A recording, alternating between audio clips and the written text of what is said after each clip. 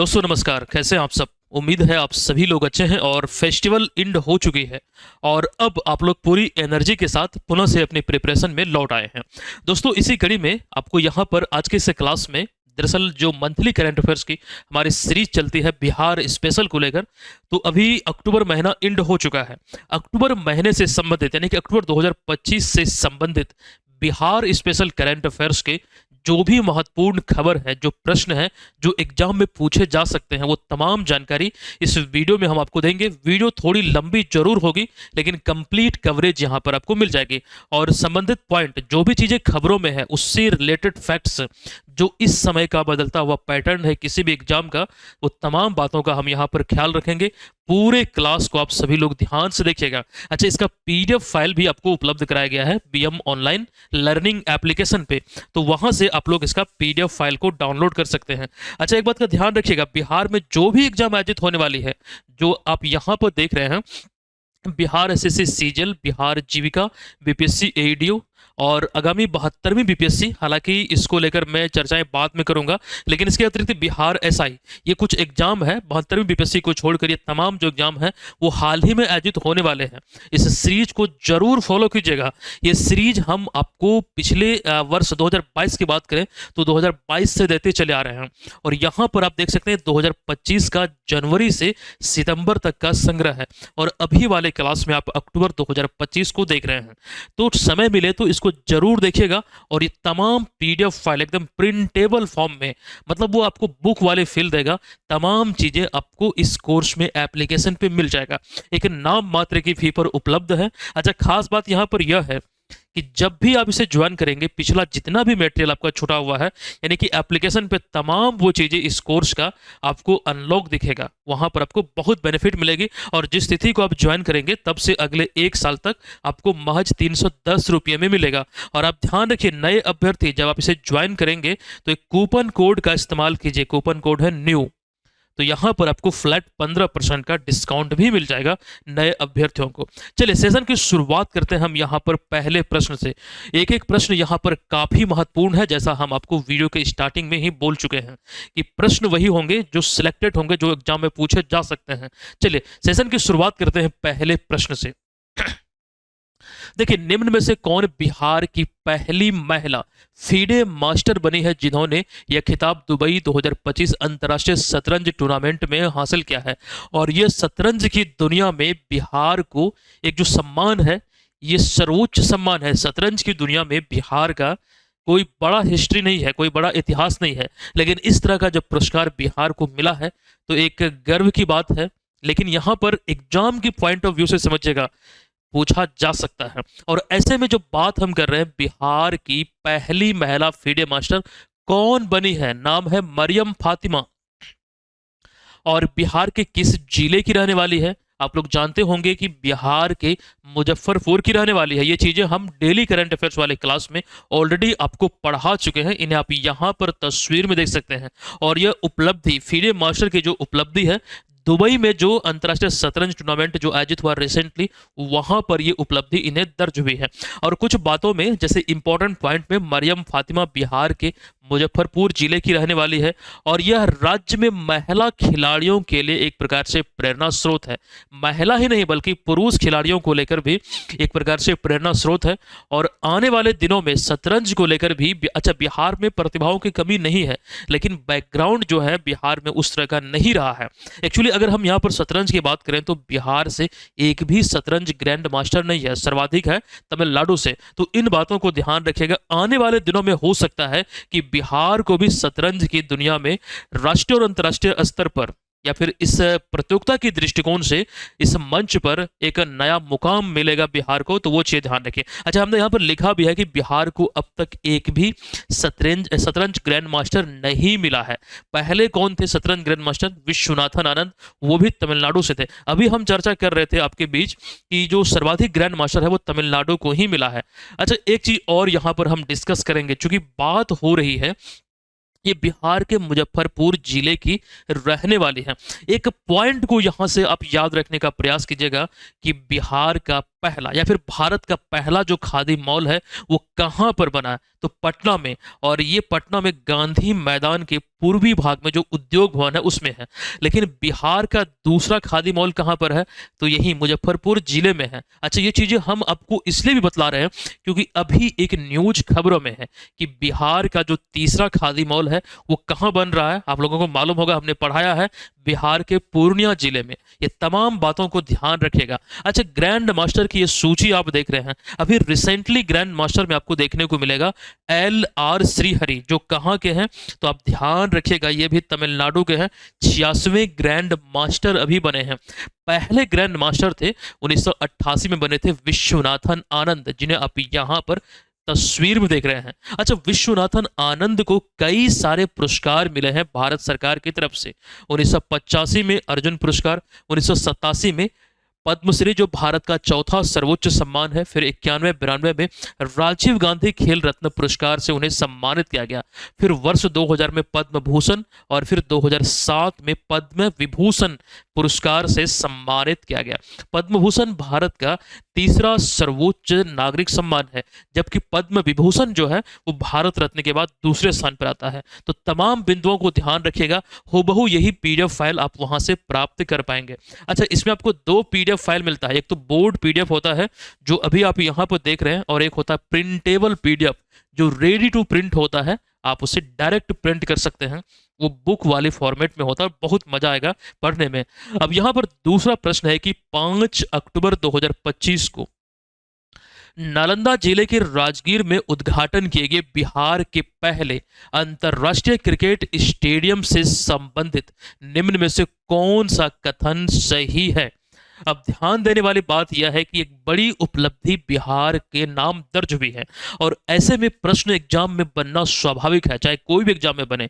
और इस संदर्भ में कुछ कथन आपके बीच है, उसी में से सही की हमें पहचान करना है। देखिए, पहला कथन है कि स्टेडियम की जो नींव है ये 12 अक्टूबर 2018 को रखी गई थी। अच्छा, नीतीश कुमार द्वारा इस तिथि को रखी गई थी आधारशिला या फिर नींव या फिर फाउंडेशन।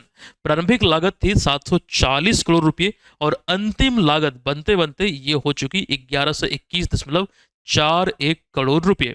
और ऐसे में ये जो कथन यहाँ पर दिया गया है ये तो बिल्कुल सत्य है, लेकिन आगे जो तीन कथन है, तीन विकल्प है, उसको भी हम चेक करेंगे। देखिए, इस स्टेडियम में 8 पिचें हैं, नहीं 8 नहीं बल्कि 13 है, तो ये असत्य हो गया। उद्घाटन प्रधानमंत्री नरेंद्र मोदी ने किया, नहीं, बिल्कुल ये गलत है। इसका उद्घाटन नीतीश कुमार ने किया, और यह बिहार का दूसरा अंतर्राष्ट्रीय स्टेडियम है, नहीं, यह भी असत्य है। प्रश्न में ही यहां पर लिखा बिहार के पहले अंतर्राष्ट्रीय क्रिकेट स्टेडियम, तो ये तीनों के तीनों यहां पर असत्य है। और राइट जो आंसर हो जाएगा ये हो जाएगा विकल्प नंबर कौन सा, तो विकल्प नंबर ए यहां पर इसका करेक्ट आंसर होगा। अब इस स्टेडियम का जो उद्घाटन 5 अक्टूबर 2025 को हुआ है, और ऐसे में कई सारे प्रश्न यहां से बन सकता है, जैसे वो चीजों को आपके बीच हमने रखा है कि नीतीश कुमार द्वारा नालंदा जिले के राजगीर में, अच्छा कई लोग कंफ्यूज हो जाते हैं, राजगीर को ही जिला बोल देते, नहीं, अगर जगह आपसे पूछा जाए कि यहाँ पर मान लीजिए कोई प्रश्न बनता है कि बिहार का पहला अंतर्राष्ट्रीय क्रिकेट स्टेडियम का उद्घाटन कहाँ हुआ है, विकल्प में नालंदा नहीं है तो राजगीर को सिलेक्ट कीजिएगा। लेकिन अगर वहां पर विकल्प में राजगीर और नालंदा दोनों है, लेकिन प्रश्न में मेंशन किया है बिहार के किस जिले में, कंफ्यूजन पैदा हो सकता है, क्योंकि बिहार में राजगीर कोई जिला नहीं है, नालंदा जिला है। जिस प्रकार से बिहार में भोजपुर जिला है ना कि आरा जिला है, वैशाली जिला है ना कि हाजीपुर जिला है, इस तरह से चीजों को ध्यान रखने का प्रयास कीजिएगा। और ये छोटी छोटी गलती आपको एकदम नेगेटिव मार्किंग भी दिला सकता है, अगर एग्जाम में प्रावधान है नेगेटिव मार्किंग का तो। अब यहाँ पर ध्यान दीजिए, बिहार का पहला अंतर्राष्ट्रीय क्रिकेट स्टेडियम है।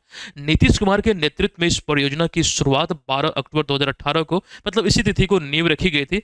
प्रारंभिक लागत थी इतनी, लेकिन आधुनिक सुविधाओं को जोड़ने के बाद, यानी कि जब यहाँ पर चीजें मतलब अच्छी तरीके से बन रही है, तो ऐसे में निर्माण लागत जो है ये बढ़कर 1121.41 करोड़ रुपए हो गई।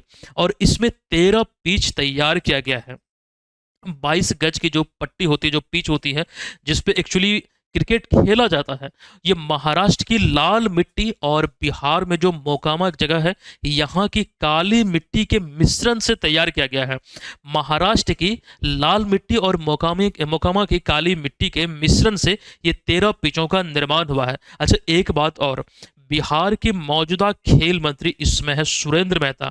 ये इतनी बार हम आपको बतला चुके हैं कि आपको याद होगा। लेकिन एक सवाल और, अगर आपसे ये पूछा जाए कि बिहार राज्य खेल प्राधिकरण के इस समय महानिदेशक कौन है, तो रविंद्रन शंकरन बिहार राज्य खेल प्राधिकरण के महानिदेशक है। तो इतनी बातों को यहां से मेरे ख्याल से जरूर ध्यान रखिएगा। चलिए अब आगे आते हैं अगले प्रश्न पे। देखिए काफी महत्वपूर्ण है प्रश्न, है कि पूर्वी चंपारण बिहार के किस छात्र ने 11,000 से अधिक छात्रों को पछाड़ते हुए प्रतिष्ठित ग्लोबल स्टूडेंट अवार्ड 2025 जो है ये अपने नाम किया है। ग्लोबल स्टूडेंट अवार्ड जो है ये अपने नाम क्या है इस खिलाड़ी या फिर एक्चुअली इस छात्र का नाम। बेसिकली यहाँ पर छात्र की हम बात कर रहे हैं जो पूर्वी चंपारण के हैं, इनका नाम है आदर्श कुमार। विकल्प नंबर ए इसका करेक्ट आंसर हो जाएगा। आदर्श कुमार को आप यहाँ पर तस्वीर में देख सकते हैं, यह है ग्लोबल स्टूडेंट प्राइज 2025 के विजेता। यही चीजें यहाँ पर लिखा गया कि पूर्वी चंपारण जिले से हैं जिन्होंने वर्ष 2025 का ग्लोबल स्टूडेंट प्राइज जीता है। अच्छा, यह सम्मान चेक इंक एक संस्था है, इसके द्वारा इन्हें दिया गया है। दरअसल ये एक वार्षिक पुरस्कार है जो प्रतिवर्ष ऐसे, यहाँ पर देखिए हमने लिखा भी है कि प्रतिवर्ष ऐसे असाधारण छात्रों को दिया जाता है जिन्होंने शिक्षा और समाज पर सकारात्मक प्रभाव डाला हो। तो इस उपलब्धि को मतलब सम्मानित करने की दिशा में यह पुरस्कार प्रतिवर्ष चेक इंक जो संस्था इसके द्वारा दिया जाता है। यहाँ पर आपको ध्यान रखना है कि 148 देशों से आए 11,000 से अधिक छात्रों में आदर्श का चयन हुआ और ये बड़ी उपलब्धि है बिहार के नाम। पुरस्कार समारोह लंदन में आयोजित हुआ था। हालांकि आपको ध्यान रखना है कि पुरस्कार स्वरूप इन्हें 1 लाख अमेरिकी डॉलर, जो इस समय लगभग अगर हम भारतीय रुपये में बात करें तो 88 लाख के आसपास की धनराशि इन्हें दिया गया है। अब चेक इंक जो संस्था इसकी जो हम बात कर रहे हैं ये एक अमेरिकी संस्था है और ये पूरी दुनिया में प्रत्येक वर्ष पुरस्कारों का आयोजन करती है। इस वर्ष ये लंदन में यहाँ पर आयोजित हुआ है, तो ये चीज़ों को ध्यान आपको रखना है। एक्चुअली ये जो अमेरिकी संस्था है इसका मुख्यालय सेंटा क्लारा कैलिफोर्निया जो अमेरिकी राज्य है यहीं पर एक जगह है सेंटा क्लारा, यहीं पर ये स्थित है इसका हेडक्वार्टर। बेसिकली ये कहा गया। लेकिन पुरस्कार समारोह अभी हाल ही में लंदन में ये 2025 वाला आयोजित हुआ। अच्छा, शिक्षा की बात हो रही, छात्रों की बात हो रही है, तो इस समय बिहार के शिक्षा मंत्री कौन है? आप लोग जानते हैं सुनील कुमार हैं और केंद्रीय शिक्षा मंत्री है धर्मेंद्र प्रधान। ये छोटी छोटी 2-3 पॉइंट किसी भी एग्जाम के दृष्टिकोण से महत्वपूर्ण होता है। 2-3 क्या, ऐसे बहुत सारे पॉइंट बन सकते हैं। बेसिकली यहाँ पर इस प्रश्न में 2 पॉइंट की हमने बात किया, तो छोटा छोटा सा पॉइंट है, इसे आप अगर याद रखते हैं, कई बार होता क्या है कि कई लोग कंफ्यूज कर जाते हैं, तो यहाँ पर होगा क्या कि आपको बस अफसोस होगा, उसके अतिरिक्त तो कुछ हो नहीं सकता है। मार्किंग जो होगी, नेगेटिव मार्किंग तो आपको मिलेगा ही अगर आप गलत करेंगे, लेकिन बाद में अफसोस भी आपको होगा कि गलत अगर हो गया तो मतलब एक छोटा सा पॉइंट आपने एग्जाम में हल अच्छी तरीके से नहीं कर पाया, तो ये अफसोस आपको हमेशा रहेगा। और ऐसे भी एक एक पॉइंट जो है हजारों की संख्या में आपके रैंक को ऊपर नीचे कर सकता है। तो सफलता की सीढ़ी जो है वो एक एक अंक से ही तय होती है। चलिए, चौथा प्रश्न है कि राष्ट्रीय पोषण माह 2025 के सफल आयोजन में पूरे देश में प्रथम स्थान किस राज्य ने प्राप्त किया है? और ऐसे में इसका भी राइट आंसर यहां पर हो जाएगा बिहार। यहाँ पर बिहार ने राष्ट्रीय पोषण माह 2025 में एक बड़ी उपलब्धि दर्ज की है और ये पहला स्थान प्राप्त किया है। हालांकि इसमें आपको कुछ बातों को ध्यान रखना है। ये जो पोषण माह 2025 है ये 17 सितंबर से 16 अक्टूबर 2025 तक मनाया गया बिहार सहित पूरे भारत में। और इस बार यहाँ पर आपको ध्यान रखना है ये राष्ट्रीय पोषण माह का 8वां संस्करण था। ये एडिशन आपको ध्यान रखना है, 8वां एडिशन था इसका। और 2025 में इसके सफल आयोजन को लेकर अगर हम रैंकिंग की बात करें तो बिहार ने पूरे देश में सबसे अधिक तकरीबन 1.25 करोड़ से अधिक गतिविधियां आयोजित की और इस लिहाज से रैंकिंग में बिहार को पहला स्थान मिला है। देखिए यहाँ पर राष्ट्रीय पोषण माह 2025 में शीर्ष 3 राज्यों में पहले स्थान पर बिहार, फिर छत्तीसगढ़ और फिर तीसरे स्थान पर मध्य प्रदेश है। अब एक बार और से, चूंकि बात यहां पर हो रही है स्वास्थ्य की, तो बिहार के स्वास्थ्य मंत्री कौन है? आप लोग जानते हैं, मंगल पांडे साहब हैं। हमने यहां पर लिखा भी है। जबकि केंद्रीय स्वास्थ्य मंत्री हैं जेपी नड्डा, यानी कि जगत प्रकाश नड्डा इनका पूरा नाम है। तो ये चीजों को मैं पहले भी बोल चुका हूं, आप इसे ध्यान रखिएगा। और ये 8वां राष्ट्रीय पोषण माह सप्ताह था। चलिए, अगला प्रश्न है कि बिहार कैबिनेट की 3 अक्टूबर 2025 की बैठक में निम्नलिखित में से कौन सी घोषणा नहीं की गई? ये संभवतः बिहार कैबिनेट की इस विधानसभा की अंतिम बैठक थी जो 3 अक्टूबर 2025 को हुई। अब यहाँ पर जो घोषणा हुई है, इस संदर्भ में ये लिखा गया है कि कौन सी घोषणा इसमें नहीं हुई है। ध्यान दीजिएगा, पहला विकल्प है कर्मचारियों का जो महंगाई भत्ता है ये बढ़ाकर 3% किया गया, छात्रों की छात्रवृत्ति दोगुनी करना, और भागलपुर में ग्रीन फील्ड हवाई अड्डा निर्माण के लिए भूमि अधिग्रहण करना। ये तीनों घोषणा इसमें हुआ है। लेकिन हमसे पूछा गया नहीं कौन सा हुआ, तो ये वाला, राज्य में नई मेट्रो लाइन शुरू करने को लेकर कोई घोषणा नहीं हुई है। और यही तो हमसे पूछा गया था, कौन सी घोषणा नहीं हुई है। हालांकि मेट्रो लाइन का उद्घाटन जरूर हुआ है, पटना मेट्रो का, उसको लेकर अभी हम चर्चा करेंगे। यहां पर देखिए, राज्य में नई मेट्रो लाइन शुरू करने को लेकर ऐसी कोई घोषणा नहीं हुई है। तो इस लिहाज से कंफ्यूजन पैदा न हो, यहां पर इस तरह से हम डिस्क्राइब करें। और ये प्रश्न जो हमने यहाँ पर शामिल किया है और विकल्प जो मैंने ये दिया, मैंने जानबूझ के इस तरह का प्रश्न आपके बीच रखा है। ये तमाम चीजों को ध्यान रखिएगा। चलिए, यहाँ पर आते हैं इसके एक्सप्लेनेशन पे। एक्चुअली 3 अक्टूबर 2025 को मुख्यमंत्री नीतीश कुमार की अध्यक्षता में जो कैबिनेट बैठक हुई, 129 प्रस्तावों पर मोहर लगी। और जो एग्जाम के पॉइंट ऑफ व्यू से महत्वपूर्ण है, महंगाई भत्ता बढ़ा, जो कि आपको ध्यान रखना 3% वृद्धि हुई। और छात्रों में या फिर छात्र छात्राओं की जो छात्रवृत्ति है, इसमें आपको ध्यान रखना है कि कक्षा 1 से 10 तक के लिए छात्रवृत्ति की जो राशि है वो दोगुनी कर दी गई है। अच्छा, इसके अतिरिक्त फिल्म और नाट्य संस्थान को लेकर बात करें तो राज्य में कला और संस्कृति को बढ़ावा देने के लिए नई संस्था की स्थापना किया जाएगा। ग्रीनफील्ड हवाई अड्डे को लेकर भागलपुर में 931 एकड़ भूमि अधिग्रहण और 472 करोड़ रुपए की स्वीकृति दी गई। और विकास मित्रों के लिए टैबलेट, जो महादलित विकास मिशन के तहत 9,817 विकास मित्र हैं, इनको टैबलेट के लिए 25,000 रुपये प्रत्येक को ये प्रदान किया जाएगा। विकास मित्र और टोला सेवक, इस तरह से आप लोग जानते होंगे, बेसिकली ये एक प्रकार से जॉब ही होता है। तो इसको लेकर 25,000 की राशि टैबलेट लेने को लेकर, प्रदान करने को लेकर घोषणा हुई। तो तमाम बिंदुओं को ध्यान रखिएगा। अच्छा, मेट्रो लाइन की लाइन को लेकर जो अभी एक्चुअली हम बात कर रहे थे, उसको लेकर प्रश्न हम देख लेते हैं। चूंकि पटना में अभी हाल ही में जो पटना मेट्रो का उद्घाटन हुआ है, ये एक इंपॉर्टेंट प्रश्न मेरे लिहाज से साबित हो सकता है। देखिए, किस तिथि को, हमने प्रश्न में तिथि ही आपसे पूछा है कि किस तिथि को मुख्यमंत्री नीतीश कुमार द्वारा पटना मेट्रो का औपचारिक उद्घाटन किया गया। देखिए, यहां पर ये तिथि की अगर हम बात करें तो 6 अक्टूबर 2025 को। हालांकि आम लोगों के लिए पटना मेट्रो के जो शुरुआत हुआ वो 7 अक्टूबर को हुआ। इस चीज को, मतलब दोनों तथ्यों को ध्यान रखिएगा। पटना मेट्रो का औपचारिक उद्घाटन नीतीश कुमार ने 6 अक्टूबर 2025 को किया, लेकिन आम जनता के लिए, पब्लिक के लिए ये अगले दिन 7 अक्टूबर 2025 को खोला गया। इस बात को यहाँ पर जरूर मेंशन कर लीजिएगा। देखिए, अब यहाँ पर वही तमाम बिंदुओं को लेकर जो पॉइंट है उसकी हम चर्चा करेंगे। पटना मेट्रो का औपचारिक उद्घाटन 6 अक्टूबर 2025 को मुख्यमंत्री नीतीश कुमार द्वारा किया गया।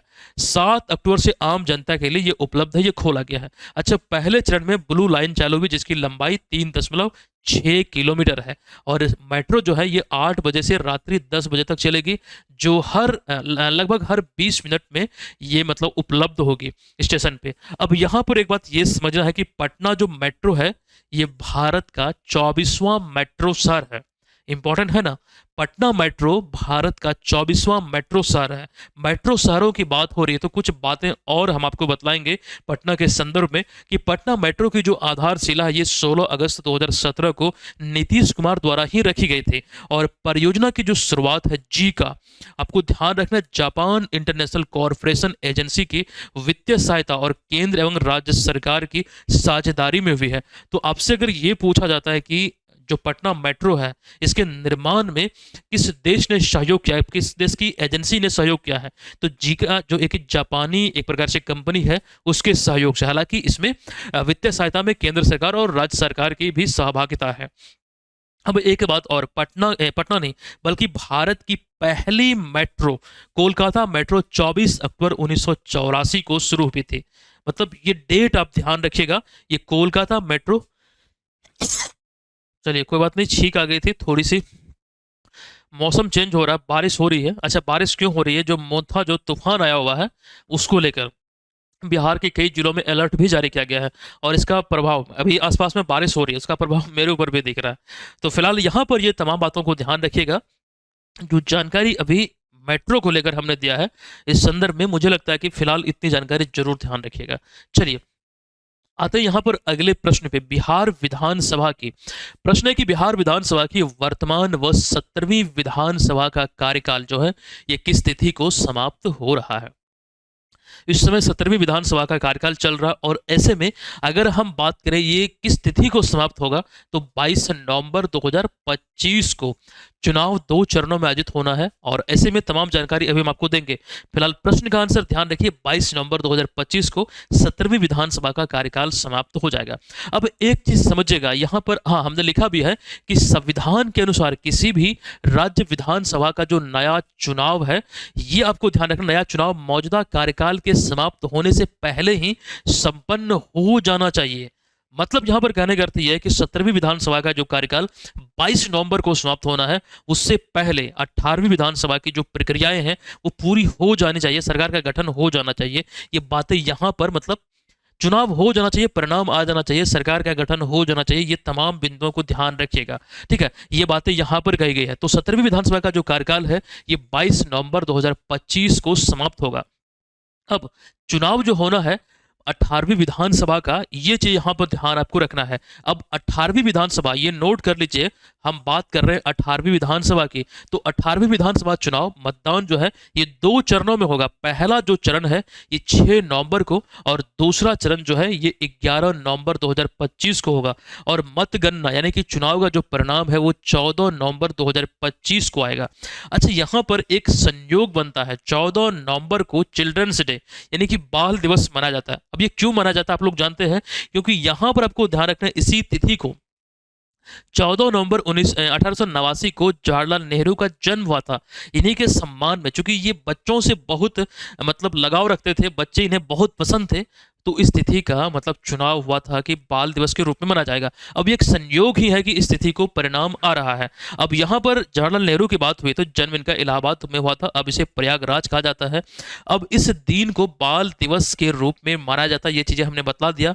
उन्हें भारत के पहले प्रधानमंत्री और स्वतंत्रता संग्राम के महत्वपूर्ण नेता के रूप में जाना जाता है। अच्छा, कई जगहों पर थोड़ी बहुत, ज्यादा तो नहीं लेकिन थोड़ी बहुत यहाँ पर इसको लेकर कुछ बातें मीडिया में आपने देखा होगा, आलोचनात्मक बातें कही जा रही थी, लेकिन यहाँ पर हमने वही जानकारी आपके बीच रख दिया है। क्योंकि 14 नवंबर को परिणाम आएगा, तो 14 नवंबर को कुछ और भी स्पेशल है बाल दिवस, और ये क्यों, वो चीजें यहाँ पर एक बेसिक से पॉइंट पे मैंने आपके सामने रखने का प्रयास किया है। हालांकि जो मूल जानकारी है वो चुनाव को लेकर है, 2 चरणों में, 6 नवंबर, 11 नवंबर और परिणाम 14 नवंबर को। इन तमाम बिंदुओं को ध्यान रखिए। और जो हमने आपको बतलाया कि यहाँ पर जो कार्यकाल समाप्त हो रहा 17वीं विधानसभा का, वो 22 नवंबर को हो रहा है। 14 नवंबर को नतीजा आएगा, मतलब उसका परिणाम आएगा और सरकार का गठन होगा। चलिए, जो भी बहुमत मतलब हासिल करेंगे। अगला प्रश्न पटना उच्च न्यायालय से संबंधित है। अभी हाल ही में मुख्य न्यायाधीश को लेकर तो हमने जानकारी दिया था, पवन कुमार भीमप्पा भजंथरी को लेकर, लेकिन अब पुनः से इसमें अपडेट आ गया है। देखिए, पटना उच्च न्यायालय के कार्यकारी मुख्य न्यायाधीश के रूप में 23 अक्टूबर 2025 को किसे नियुक्त किया गया है? 2025 सितंबर महीने में पवन कुमार भीमप्पा भजंथरी की नियुक्ति हुई थी, लेकिन अब यहां पर कार्यवाहक मुख्य न्यायाधीश के रूप में किन की नियुक्ति हुई, ये प्रश्न है। और ये नियुक्ति 23 अक्टूबर 2025 को हुई है। तो राइट आंसर हो जाएगा विकल्प नंबर बी, यानी कि न्यायमूर्ति सुधीर सिंह इसका करेक्ट आंसर है। इस बात को ध्यान रखिए और नोट कीजिएगा, हम यहां पर बात कर रहे हैं कार्यकारी मुख्य न्यायाधीश की या फिर कार्यवाहक मुख्य न्यायाधीश की, तो ये न्यायमूर्ति सुधीर सिंह। अब यहाँ पर कुछ बिंदुओं पर हम चर्चा करेंगे, जैसे कि यहाँ पर आप जो देख रहे हैं ये पवन कुमार भीमप्पा भजंथरी हैं और ये कर्नाटक के रहने वाले हैं। 21 सितंबर 2025 को इन्हें यानी कि पवन कुमार भीमप्पा भजंथरी को पटना उच्च न्यायालय के मुख्य न्यायाधीश के रूप में न्यायमूर्ति विपुल मनु भाई पंचोली का स्थान लिए थे। मतलब इन्होंने, मतलब जो इनकी बात कर रहे हैं, इन्होंने इनका स्थान लिए थे। और यहाँ पर क्रम भी हमने लिखा है, और वे 46वें मुख्य न्यायाधीश के रूप में शपथ लिए थे। उनसे पहले 45वें विपुल मनु भाई पंचोली थे, ये गुजरात के हैं। और उससे पहले थे कृष्णन विनोद चंद्रन, ये कहाँ के, केरल के। तो ये चीजों को ध्यान रखिएगा। अब यहाँ पर कुछ बातें और भी है। जब न्यायमूर्ति पंचोली, जो गुजरात के मतलब पटना हाई कोर्ट के चीफ जस्टिस थे, वो सर्वोच्च न्यायालय में पदोन्नत हुए थे, जिनके बाद ये पद रिक्त हो गया था। और इसके स्थान पर न्यायमूर्ति भजंत्री यानी कि पवन कुमार भिमप्पा भजंत्री को कार्यवाहक मुख्य न्यायाधीश के रूप में नियुक्त किया गया था। लेकिन बाद में उन्हें मुख्य न्यायाधीश के रूप में मान्यता दी गई, यानी कि उन्हें नियुक्त किया गया। और ऐसे में 46वें मुख्य न्यायाधीश बने थे। हम यहाँ पर जो 45वें, 44वें, 46वें जो आपके बीच हमने मेंशन किया है, इसमें हमने कार्यकारी न्यायाधीश को शामिल नहीं किया है। जो मुख्य न्यायाधीश चीफ जस्टिस हैं, जिन्हें स्वतंत्र प्रभार दिया गया, उनकी हम बात कर रहे हैं। कार्यकारी को इसमें काउंट नहीं किया जाता है। तो 46वें मुख्य न्यायाधीश बने थे ये कौन, तो पवन कुमार भिमप्पा भजंत्री। ये चीजों को ध्यान रखिए। लेकिन अब ये मतलब यहाँ पर सेवानिवृत्त हो चुके हैं, तो इनके स्थान पर न्यायमूर्ति सुधीर कुमार को, जो एक्चुअली यहाँ पर प्रश्न में हम बात कर रहे थे, सुधीर सिंह को एक्चुअली में इन्हें नियुक्ति दिया गया है ये कार्यवाहक मुख्य न्यायाधीश के रूप में। तो इसे हम काउंट नहीं करेंगे। लेकिन जब नियुक्ति होगी मुख्य न्यायाधीश की, तो 47वें नंबर के वे होंगे। तो आने वाले समय में वो जानकारी हम आपको जरूर देंगे। फिलहाल यहाँ पर ये ध्यान रखिए, कार्यवाहक न्यायाधीश के रूप में नियुक्त हुए हैं।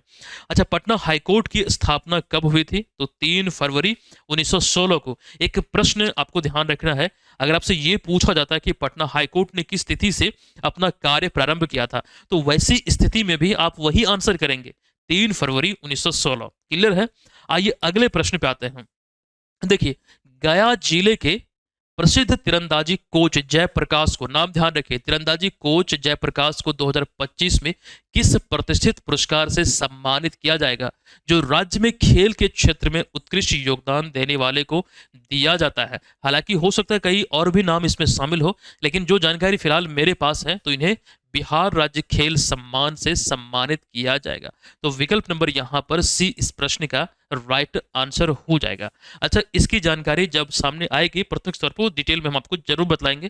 फिलहाल ये जरूर यहां पर ध्यान रखिए। अच्छा, गया की बात हो रही है। अभी बिहार को जो सबसे नया जीआई टैग मिला है, वो गया जिले से ही संबंधित जो पत्थर की कला है, जो स्टोन आर्ट है, उसे जीआई टैग मिला है। अच्छा, गया शहर का नाम बदलकर गया जी किया गया है। ये दो जानकारी जरूर ध्यान रखिएगा। अगले प्रश्न पे जाने से पहले हम आपको ये बता दें, अगर आप बीपीएससी एडीओ एग्जाम की प्रिपरेशन में लगे हैं, कंप्लीट सिलेबस का आपको टेस्ट सीरीज मिल जाएगा बीएम ऑनलाइन लर्निंग एप्लीकेशन पे। देखिए, अभी पेपर 1 का जो हिंदी सेक्शन का है, वो टेस्ट आपका फाइनली पूरा हो चुका है, अपडेट वो आपको दिया जा चुका है। अब ये आपको उसके बाद पेपर 1 में अंग्रेजी का संभवतः 1 से 2 दिन में आपको मिल जाएगा, ज्यादा नहीं, 1 से 2 दिन में।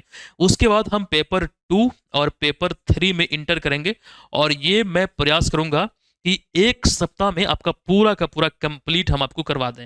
कंटेंट रेडी है, बस टेस्ट अपडेट कर हमारी टीम लगी हुई है। अपडेट होने में टाइम लगता है, तो वो चीज़ें यहाँ पर आपको जल्द मिल जाएगी। हालांकि ये जो सब्जेक्ट वाइज 120 टेस्ट है, सारे विषयों का ये अपडेट हो चुका है। ये फुल लेंथ टेस्ट पेपर 1, 2, 3 का कंप्लीट सिलेबस का, ऐसा नहीं कि जहां तहां से क्वेश्चन नहीं, कंप्लीट सिलेबस का एक पैटर्न में सारे सेक्शन को हिट करते हुए सारे चैप्टर से ये आपको यहाँ पर देखने को मिलेगा। अगर आपको ज़्यादा भरोसा नहीं हो रहा है, तो यहाँ पर हिंदी सेक्शन का जो टेस्ट अपडेट हुआ है, इसमें 2 जो पहला टेस्ट है वो फ्री है। आप लोग जाके इसमें जरूर टेस्ट दीजिए, आपको फील होगा कि हाँ, वाकई में टेस्ट की जो गुणवत्ता है वो बहुत अच्छी है, और एक नाम मात्र की फी पर आपके लिए उपलब्ध है। आप लोग इसको जरूर ले लीजिएगा।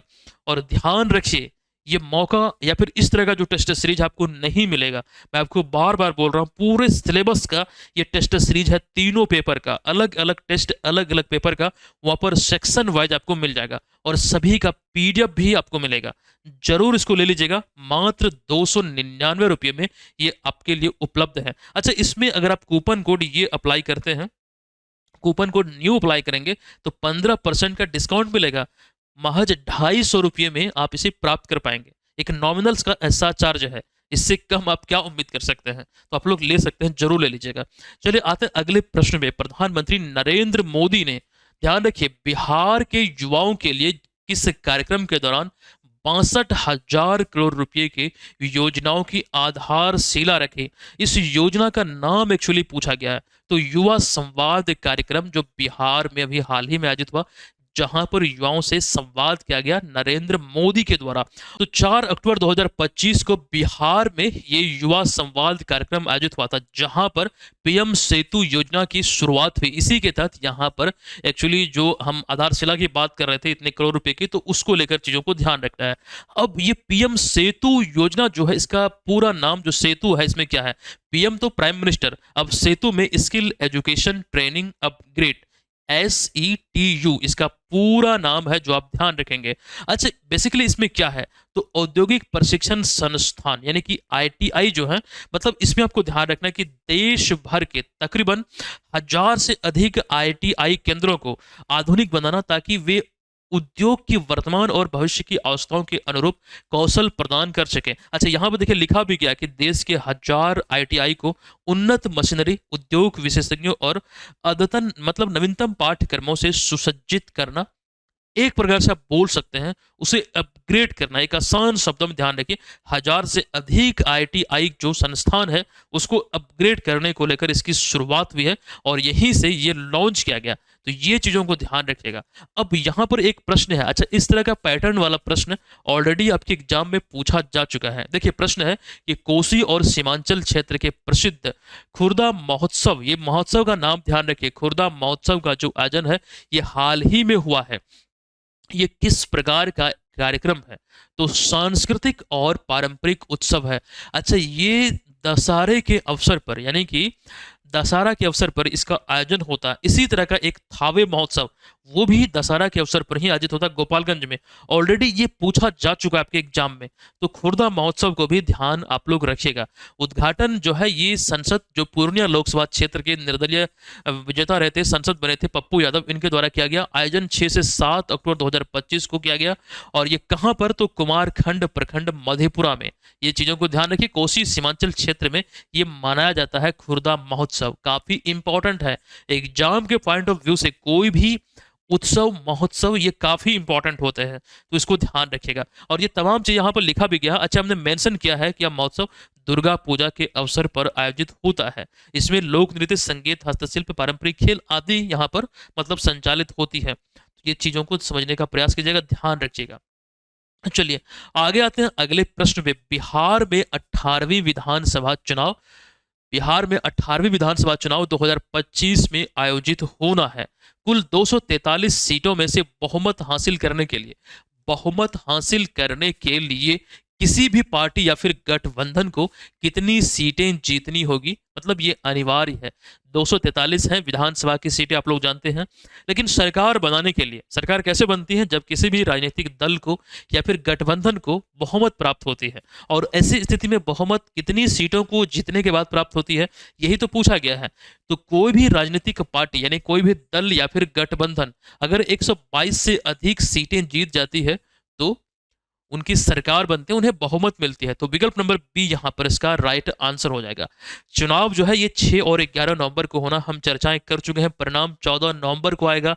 यहाँ पर ध्यान रखिएगा, पहला चरण 121 विधानसभा मतलब क्षेत्रों में होगा, फिर दूसरा चरण 122 विधानसभा क्षेत्रों मतलब मतदान की हम बात कर रहे हैं, तो दोनों को मिलाकर हो गया 243। तो 14 नवंबर को 243 सीटों पर परिणाम घोषित होगा, और ये आपको ध्यान रखना है 122 पर बहुमत के लिए कुल सीट चाहिए 122 पर जीत या फिर उससे अधिक, ये चीज ध्यान रखिए।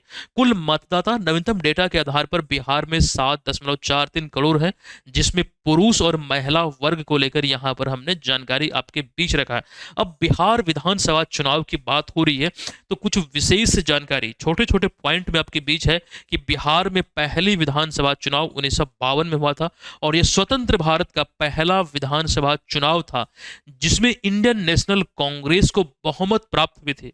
और आपको ध्यान रखना है मुख्यमंत्री बने थे श्री कृष्ण सिंह, बिहार के पहले मुख्यमंत्री डॉक्टर श्री कृष्ण सिंह। अच्छा, श्री कृष्ण सिंह बिहार के अगर हम मुख्यमंत्री के दृष्टिकोण से देखें तो सर्वाधिक 14 बार तिरंगा फहराने वाले मुख्यमंत्री थे। बतौर मुख्यमंत्री गांधी मैदान में सर्वाधिक 14 बार, लेकिन यह रिकॉर्ड अब टूट चुका है, वो दूसरे नंबर पे जा चुके हैं। नीतीश कुमार सर्वाधिक 19 बार, बतौर मुख्यमंत्री गांधी मैदान में तिरंगा फहरा चुके हैं। कितनी बार? तो 19 बार, ये ध्यान रखिए। और 9 बार मुख्यमंत्री पद की शपथ ले चुके हैं। अगर इस चुनाव में अगर इन्हें जीत मिलती है तो 10वीं बार शपथ लेंगे मुख्यमंत्री की बिहार में, इस बात को ध्यान रखिएगा। चलिए अब यहां पर हम आते हैं अगले प्रश्न पे। हाल ही में खबरों में रहे पूर्व आईपीएस अधिकारी शिवदीप लांडे ने किस नाम से एक राजनीतिक दल का गठन, एक्चुअली गठन तो अप्रैल महीने में हुआ था और प्रेस कॉन्फ्रेंस के माध्यम से इन्होंने जानकारी दी थी। अभी ये पुनः से खबरों में रहे हैं। अब यहां पर वही जानकारी स्वरूप प्रश्न आपके बीच हमने रखा है। तो इनकी राजनीतिक पार्टी का नाम है हिंद सेना पार्टी, मतलब जो दल है इनका है हिंद सेना पार्टी। तो विकल्प नंबर ए यहां पर ध्यान आपको रखना है। शिवदीप लांडे ऐसे तो अकोला महाराष्ट्र के रहने वाले हैं, लेकिन बिहार में इनकी जो एक प्रकार से, या फिर बोल सकते हैं कि बिहार जो इनकी कार्य क्षेत्र रहा, कार्यभूमि रहा, ये बहुत नाम यहां पर कमाए। मतलब यहां पर ध्यान रखें, आईपीएस अधिकारी हैं, यहां पर हमने लिखा भी कहीं पर, हाँ 2006 बैच के आईपीएस अधिकारी शिवदीप लांडे अकोला महाराष्ट्र के रहने वाले हैं। पिछले साल 19 सितंबर 2024 को इन्होंने इस्तीफा दिया था। मतलब यहां पर इस समय इस्तीफा के समय पूर्णिया के आईजी थे, यानी कि इंस्पेक्टर जनरल ऑफ पुलिस थे उस समय जब ये इस्तीफा दिए थे। और ये इस्तीफा इन्होंने इसलिए दिया था कि मतलब पद को त्यागते हुए राजनीतिक, मतलब एक प्रकार से जर्नी की शुरुआत वो करना चाह रहे थे, राजनीतिक सफर की शुरुआत करने की दिशा में आपको ध्यान रखना है। 8 अप्रैल को यहाँ पर हमने मेंशन भी किया ना, 8 अप्रैल 2025 को, मतलब इस्तीफा के बाद, इस्तीफा सितंबर में दिया और 8 अप्रैल 2025 को राजनीतिक पार्टी का गठन किया था हिंद सेना पार्टी नाम से। और इन्होंने बाकायदा मतलब प्रेस कॉन्फ्रेंस के माध्यम से जानकारी दिया था। आप यहाँ पर ये जो तस्वीर देख रहे हैं वही की है, उसी प्रेस कॉन्फ्रेंस के। और चिन्ह जो है इसका है त्रिपुंड, जो माथे पे लगाया जाता है, जो भगवान शिव का जो एक प्रकार से तिलक है, या फिर शिव तिलक भी आप बोल सकते हैं, ये इसका चिन्ह है। तो इसको ध्यान में रखने का प्रयास कीजिएगा। पहले तो कही गई थी कि सभी 243 विधानसभा सीटों पर चुनाव लड़ेगी, मतलब उस समय जब घोषणा हुई थी। लेकिन अब ये मतलब उतना तो नहीं, लेकिन यहाँ पर फिर भी मतलब जो सीटों पर 2-3 सीटों पर लड़ रही है, मतलब वो चीज़ों को ध्यान रखिएगा। ठीक है, तो कोई बड़ी बात नहीं, फिलहाल जानकारी स्वरूप ये चीजों को ध्यान आपको रखना है। बिहार विधानसभा की 243 सीटें हैं, ये बच्चा बच्चा को मालूम है, मतलब इतना ये रिपीट हो चुका है। अभी चुनाव है तो सभी लोग जानते हैं 243 सीटों पर चुनाव होना है। लेकिन इसमें भी आपसे एग्जाम में जो प्रश्न पूछा जाएगा, दो कंडीशन आपको ध्यान रखना है, अनुसूचित जाति और अनुसूचित जनजाति। तो अनुसूचित जाति को पहले रखिएगा क्योंकि इसमें अधिक है 38, फिर जनजाति में 2 है। मतलब ये 38 और 2 40 सीटें जो हैं ये क्रमशः अनुसूचित जाति और अनुसूचित जनजाति वर्ग के लिए रिजर्व है, आरक्षित है, ये ध्यान रखिएगा। चलिए आते हैं अगले प्रश्न पे। मुजफ्फरपुर जिला जो बिहार का एक जिला है, तो ईसा मिश्रा को 10वीं वर्ल्ड कुंफू चैंपियनशिप में किस देश में आयोजित होने वाली प्रतियोगिता में भारत का प्रतिनिधित्व करने के लिए चुना गया है, जो बिहार से पहली और एकमात्र खिलाड़ी है। दरअसल ये 10वीं वर्ल्ड कुंफू चैंपियनशिप का जो आयोजन होना है ये चाइना में होना है। अतः विकल्प नंबर यहाँ पर ए इस प्रश्न का राइट आंसर हो जाएगा। क्या? तो विकल्प नंबर ए, आप यहाँ पर तस्वीर में ईसा मिश्रा को देख सकते हैं। चलिए इसके बाद हम चलते हैं अगले प्रश्न पे कि भुवनेश्वर में आयोजित 40वीं जूनियर नेशनल एथलेटिक्स चैंपियनशिप 2025 में बिहार के किस खिलाड़ी ने स्वर्ण पदक जीतकर बिहार को गौरवान्वित किया है। अच्छा एक चीज आप लोग जानते हैं, इतना सारा जो बिहार स्पेशल का जो करंट अफेयर्स, जो उत्कृष्ट करंट अफेयर्स है, जो पूछे जा सकते हैं, इसे ढूंढने में बहुत मेहनत लगती है। और अभी तो कुछ ज़्यादा ही आप ऐसे समझिएगा, जिन जिन स्रोत पे जो भी मतलब न्यूज पेपर पे, खास करके न्यूज पेपर डिजिटली, मतलब हम लोग जो न्यूज को तैयार करते हैं, जो करंट अफेयर्स आप देखते हैं, वो पेपर नहीं, मतलब जो उसका जो, जैसे मान लीजिए हिंदुस्तान न्यूज पेपर है, तो उसका जो एप्लीकेशन है वहां से हम लोग न्यूज लेते हैं। और अभी समय ऐसा है, चुनाव जो मतलब आयोजित होने वाली है, तो यहाँ पर एक समस्या हमारे पास ये है कि अधिकतर जो मतलब न्यूज है वो चुनाव से ही रिलेटेड है। किसे टिकट मिला, किसे टिकट नहीं मिला, कहाँ क्या हुआ, मतलब थोड़ा अधिक ज़्यादा मुश्किल हो गया है। तो ऐसे में ध्यान रखिएगा, ये तमाम जो प्रश्न है बड़ी मुश्किल से आपके बीच हमने लाया है और बहुत ढूंढना पड़ता है कहाँ पर बिहार ने कौन सी उपलब्धि हासिल की, बिहार को लेकर कहाँ पर कौन सा न्यूज है। ये बहुत टफ कार्य है। नेशनल इंटरनेशनल करंट अफेयर्स ढूंढना उतना मुश्किल नहीं है, ठीक है, उसके लिए हजारों स्रोत हैं, लेकिन यहाँ पर इसको ध्यान रखिएगा। और ऐसे में एक जानकारी और हम आपको यहाँ पर देना चाहेंगे, जैसे यही प्रश्न जो हमने लिया है, जो बिहार राज्य खेल प्राधिकरण की जो फेसबुक पे पेज है, जो ट्विटर पे अकाउंट है, वहां से ये तरह की जानकारी हमने लिया है। आप जाके चेक कीजिएगा, वहां पर ये जानकारी आपको मिलेगा। फिर उसको हमने अपने अकॉर्डिंग एग्जाम के पॉइंट ऑफ व्यू से प्रश्न तैयार किया है, तब जाके ये आपके बीच है। मतलब इस तरह के प्रश्न एग्जाम में पूछे जाएंगे, और हमारा अनुभव है जो 2022 से चीज़ों को हम पढ़ा रहे हैं, ये हमारा अनुभव है। चीज़ें जिस प्रकार से हम आपको दे रहे हैं, आपके एग्जाम में प्रश्न का रूप ये लेती है, तो इसको ध्यान रखिएगा। फिलहाल यहाँ पर बिहार के किस खिलाड़ी ने स्वर्ण पदक जीता है, तो यहां पर ध्यान देने वाली बात यह है कि किशु सिंह। अच्छा, एक चीज मेंशन कीजिएगा यहां पर, ये हम जेवलिन थ्रो की बात कर रहे हैं, भाला फेंक प्रतियोगिता की बात कर रहे हैं। किसकी बात कर रहे हैं? तो भाला फेंक प्रतियोगिता की। इस चीज को नोट कर लीजिएगा, भाला फेंक प्रतियोगिता की हम यहाँ पर बात कर रहे हैं। इसको लेकर जानकारी आपके बीच हमने रखा है कि 10 से 14 अक्टूबर 2025 तक। अच्छा, एक बात तो मैं आपको कहना भूल ही गया, जो इतनी मेहनत हो रही है, तो आप लोग वीडियो को मतलब दोस्तों सहपाठियों के बीच जरूर रिकमेंड कीजिएगा, ताकि अधिक से अधिक लोगों की यहाँ से हेल्प हो सके। और पसंद आए तो लाइक सब्सक्राइब जरूर कीजिएगा। चलिए, 10 अक्टूबर से 14 अक्टूबर 2025 तक कलिंगा स्टेडियम भुवनेश्वर में 40वीं जूनियर नेशनल एथलेटिक्स चैंपियनशिप 2025 का आयोजन किया गया। अच्छा, बिहार को यहाँ पर जो पदक मिला है, उसमें आपको यहाँ पर कंप्लीट सूची आपके बीच हमने रखा है। और इसी में से जो जेवलिन थ्रो की हम बात कर रहे हैं, तो जमुई के किशु सिंह ने यहाँ पर स्वर्ण पदक, और इसी प्रतियोगिता में सारण के आयुष राज ने ब्रॉन्ज मेडल यहाँ पर अपने नाम किया है। तो ये प्रतियोगिता के संदर्भ में जेवलिन थ्रो यानी कि भाला फेंक प्रतियोगिता को लेकर ये चीजें आप ध्यान रख सकते हैं। हालांकि केवल यही इंपॉर्टेंट नहीं है, बाकी ये सारे भी इंपॉर्टेंट है। प्रतियोगिता कहाँ पर आयोजित हुई? तो कलिंगा स्टेडियम भुवनेश्वर में 10 से 14 अक्टूबर 2025 तक। चलिए, भारतीय क्रिकेट में एक नई प्रतिभा, उसका नाम खाली जगह में भरना है, तो उनको रणजी ट्रॉफी 2025 सीजन के लिए बिहार टीम का उपकप्तान नियुक्त किया गया है। समस्तीपुर का रहने वाला है ये लड़का, नाम है वैभव सूर्यवंशी। आप लोग जानते होंगे, बड़ी इन्होंने नाम कमाया है इतने कम समय में। अभी हाल ही में आईपीएल में डेब्यू किया था और तबाही मचा दिया था। ध्यान रखिए, समस्तीपुर बिहार के महज 13 साल की उम्र में आईपीएल में डेब्यू किया था। 13 साल कुछ दिन हुआ था इनका आयु, लेकिन अब 14 साल की उम्र में बिहार रणजी टीम का उप कप्तान इन्हें बनाया गया है। तो रणजी टीम के इतिहास में ये एक बड़ी बात है, इतनी कम उम्र में कि इन्हीं को उप कप्तान बनाया गया। हालांकि बिहार टीम का जो कप्तान है वो मोतिहारी के शकीबुल गनी है। इस चीज को ध्यान रखिएगा, इन्हें सौंपी गई है शकीबुल गनी को। अब यहाँ पर उसी चीज को हमने लिखा है, मतलब जो चर्चा अभी हम कर रहे थे कि इतनी कम उम्र में उपकप्तान बनना भारतीय क्रिकेट में एक दुर्लभ कार्य है या फिर उपलब्धि है। दरअसल ये उपलब्धि उनकी जो कौशल है, जो उनकी प्रतिभा है, जो उनकी लगन है, उसी को मतलब एक प्रकार से आप देख सकते हैं, मतलब इसका परिणाम है। मतलब इन्हें उपलब्धि मिला है। इन्हें आप तस्वीर में आप यहाँ पर देख सकते हैं कि महज 14 साल का ये लड़का है। वैभव सूर्यवंशी 2025 में आईपीएल में डेब्यू किए थे राजस्थान रॉयल्स टीम को लेकर। और आपको ध्यान रखना है कि इन्होंने एक फास्टेस्ट शतक लगाया था। फास्टेस्ट मतलब शायद क्रिस गेल के बाद दूसरे स्थान पर, मतलब बहुत तेज शतक इन्होंने बनाया था।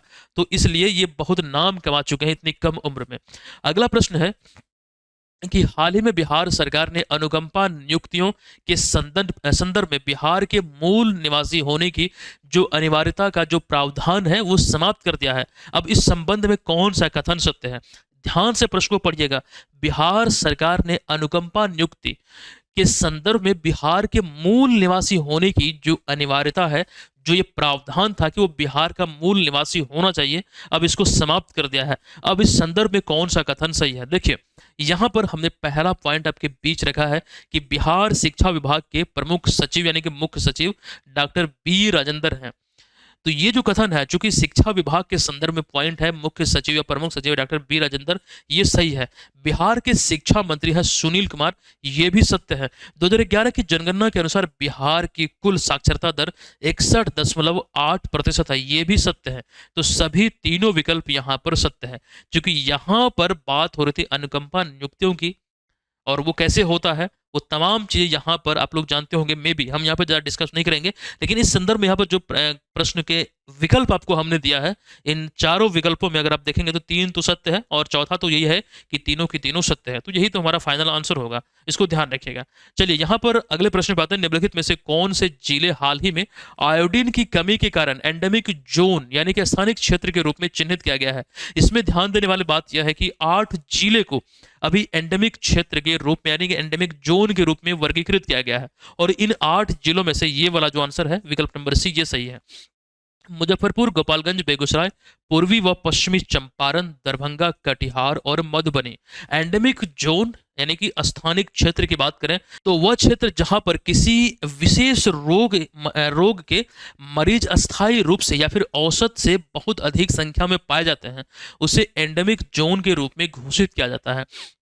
तो बिहार के 8 जिले जो एक्चुअली हम आपको बतला रहे थे, मुजफ्फरपुर, गोपालगंज, बेगूसराय, पूर्वी चंपारण, पश्चिमी चंपारण, दरभंगा, कटिहार और मधुबनी, ये काउंट कर लीजिए 8 जिले हैं। यहाँ पर आयोडीन की कमी वाले क्षेत्र मतलब इंगित किया गया है, इसको वर्गीकृत किया गया है। तो इसे आप बोल सकते हैं ये एंडेमिक जोन के रूप में घोषित किया गया है। इन क्षेत्रों में थायराइड ग्रंथि से संबंधित रोग जिसमें गलकंड और बच्चों में मानसिक विकास की कमी, गर्भवती महिलाओं में जटिलताएं आदि यहाँ पर देखने को मिला है। दरअसल आयोडीन की कमी से ब्रेन का भी विकास रुक जाता है, इस चीज को समझिएगा। घेंगा नामक रोग तो होता ही है, लेकिन इसमें आपको ध्यान रखना बच्चों का जो मानसिक विकास है वो भी रुक जाता, थम जाता है। ये तमाम यहाँ पर प्रकोप देखने को मिला है, और इस लिहाज से यहाँ पर इसे एंडेमिक जोन के रूप में घोषित किया गया। इसमें 8 जिले बिहार के हैं और वो यहाँ पर मेंशन किया गया है। चलिए आते अगले प्रश्न पे। 35वीं सीनियर नेशनल सेपक टकरा चैंपियनशिप 35वीं सीनियर नेशनल सेपक टकरा चैंपियनशिप 2025 में बिहार की सीनियर पुरुष टीम ने किस राज्य में आयोजित प्रतियोगिता में ब्रॉन्ज मेडल जीतकर राज्य का नाम रोशन किया है? ध्यान दीजिएगा, यहां पर आपको बता दूं बिहार की सीनियर पुरुष टीम ने किस राज्य में आयोजित, अच्छा ये प्रतियोगिता गोवा में आयोजित हुआ था। गोवा में जो एक स्टेडियम है मनोहर पारिकर नाम से, यहीं पर यहाँ पर वो चीज़ हमने लिखा भी है। मनोहर पारिकर इंडोर स्टेडियम गोवा में 23 से 27 अक्टूबर तक ये आयोजित हुआ, और बिहार की सीनियर पुरुष टीम ने इस प्रतियोगिता में शानदार प्रदर्शन करते हुए रेगू इवेंट जो होता है इसमें ये, उसके बाद डबल और क्वाड स्पर्धा है, तीनों इवेंट में कांस्य पदक अपने नाम किया है। इस चीज को ध्यान रखिएगा। सेपक टकरा जो दक्षिण पूर्व एशियाई खेल है, जो हम कई बार आपको डिस्कस कर चुके हैं, फुटबॉल और वॉलीबॉल का मिश्रण होता है। हालांकि सेपक टकरा में हाथ की जगह उसमें भी नेट लगा होता है जिस प्रकार से वॉलीबॉल में होता है, लेकिन हाथ की जगह उसमें पैर का इस्तेमाल होता है। आप लोग जरूर देखे होंगे कहीं ना कहीं सेपक टकरा खेल, इस प्रकार से आप लोग वर्गीकृत यानी कि परिभाषित कर सकते हैं। ठीक है, चलिए अगले प्रश्न पे आते हैं। अच्छा एक बात और, अगले प्रश्न पे जाने से पहले बीपीएससी मेंस का एक करंट अफेयर्स का कोर्स शुरू हुआ है, आप लोग इसे ले सकते हैं। इसमें प्रीलिम्स का जो कोर्स है, जो कंटेंट है, वो तमाम चीजें आपको निःशुल्क मिल जाएगा। मेंस की प्रिपरेशन के दृष्टिकोण से आपको ये कोर्स लेना चाहिए। 2 साल की वैलिडिटी के साथ आपको मिलता है। ये बाइलिंगुअल है, हिंदी और अंग्रेजी दोनों में। अगला प्रश्न है कि हाल ही में बिहार सरकार ने चाय उत्पादकों के लिए किस योजना की शुरुआत की है जिसके तहत चाय पत्तियों के गोदाम निर्माण पर किसानों को 50% की सब्सिडी दी जाएगी? चाय पत्ती का जो गोदाम निर्माण है इसको लेकर एक योजना लाई गई है, चाय विकास योजना। विकल्प नंबर बी इस प्रश्न का राइट आंसर होगा। वो चीज यहां पर लिखा गया है कि इस योजना के तहत किसानों को चाय पत्तियों के भंडारण को लेकर गोदाम के निर्माण पर 50% की सब्सिडी दी जाएगी। अच्छा, इस समय चाय उत्पादन के दृष्टिकोण से बात करें तो बिहार जो अपना है ये 5वें स्थान में है देश भर में, और इसका मुख्य रूप से अगर हम देखें उत्पादन मुख्य रूप से किशनगंज में बिहार में होता है। एक्चुअली पश्चिमी चंपारण में भी थोड़ी बहुत होती है, लेकिन मुख्य रूप से चाय का जो उत्पादन है वो किशनगंज में होता है। इस चीज को ध्यान रखिएगा। चाय उत्पादक राज्यों में असम, पश्चिम बंगाल, तमिलनाडु, केरल और त्रिपुरा व बिहार संयुक्त रूप से 5वें स्थान पर है, ये आपको ध्यान रखना है। और चाय में कई प्रकार के पोषक तत्व पाए जाते हैं, कई प्रकार के तत्व जिसमें यहाँ पर हमने लिखा भी है, कैफीन आदि वो चीजें पाई जाती हैं। और एग्जाम में इस तरह के प्रश्न बने हैं पहले भी कि चाय में, अच्छा मैं इसको रिपीट कर दे रहा हूँ, चाय में मुख्य रूप से कैफीन, अल्थियामिन एक एमिनो एसिड है, इसके अतिरिक्त फोलीफेनॉल जो कि एंटीऑक्सीडेंट है, ये तमाम चीजें इसमें पाए जाते हैं, लेकिन मुख्यतः कैफीन जरूर ध्यान रखिएगा, एग्जाम में कई बार ये पूछा गया है। तो दोस्तों आज के इस क्लास में जो अक्टूबर 2025 महीने से संबंधित था, इसमें 20 बिहार स्पेशल महत्वपूर्ण प्रश्नों का संग्रह एकदम विस्तार में हमने किया। अगर आपको ये पसंद आया हो तो अपने दोस्तों सहपाठियों के बीच जरूर शेयर कीजिएगा, लेकिन उससे पहले आपको इसका आंसर भी कमेंट बॉक्स में लिखना है। यहां पर हमने अक्टूबर 2025 से ही संबंधित एक प्रश्न आपके बीच रखा है, ये हमने आपको पढ़ाया है। ये बिहार स्पेशल नहीं है। बिहार स्पेशल के अतिरिक्त जो नेशनल इंटरनेशनल करंट अफेयर्स हम पढ़ाते हैं आपको डेली करंट अफेयर्स की क्लास में, वहीं से प्रश्न हमने लिया कि हाल ही में रसिया ने किस देश के साथ प्लूटोनियम प्रबंधन एवं निपटान समझौते यानी कि plutonium management and disposition agreement से हटने की घोषणा की है। वो विस्तार में लिखने का प्रयास इसको कीजिएगा। और बीपीएससी एडीओ का टेस्ट सीरीज आ चुका है, लॉन्च हो चुका है, अब ये आपको लगभग मिलना शुरू हो चुका है, ये चीज ध्यान रखिएगा। एक सेक्शन तो उसका खत्म हो चुका है, आपको दिया जा चुका है, और हजारों लोग इसको ज्वाइन कर चुके हैं। अभी आप लोग इसे ज्वाइन कर सकते हैं। और इसके अतिरिक्त बिहार एसएससी सीजीएल का एक बैच है, इसे आप ले सकते हैं अगर आप प्रिपरेशन में लगे हैं। साथ ही साथ बिहार पुलिस का जो करंट अफेयर्स का एक टारगेट बैच है, बिहार पुलिस एसआई का आप ले सकते हैं। और बीपीएससी मेंस का ये वाला कोर्स है। और यहाँ पर इस कोर्स में हमने जो टॉपिक आपको कवर करवाए हैं ये बाइलिंगुअल है और आपको इसे लेना चाहिए। दोस्तों हम आपसे मिलते हैं नेक्स्ट क्लास में, तब तक के लिए धन्यवाद। जय हिंद।